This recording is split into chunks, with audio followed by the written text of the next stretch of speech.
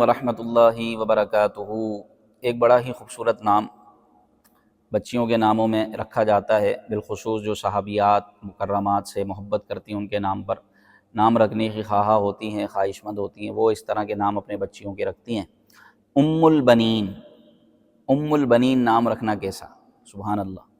ام البنین کا ویسے لغوی معنی ہوتا ہے بیٹوں کی ماں۔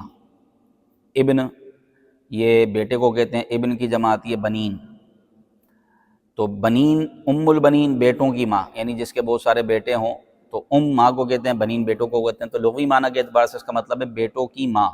یہ لقب ہے، ام البنین لقب ہے حضرت سیدتنا فاطمہ بنت حزام رضی اللہ تعالیٰ عنہا کا، اور یہ فاطمہ بنت حزام کلابیہ، بنو کلاب سے جن کا تعلق تھا۔ یہ کون تھی؟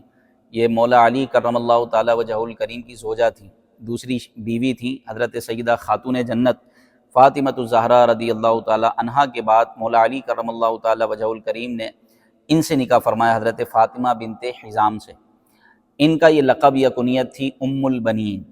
اور یہ بھی بتاتا چلوں کہ ان کے 4 بیٹے تھے، ایک عباس بن علی، ایک جعفر بن علی، ایک عثمان بن علی اور ایک عبداللہ بن علی۔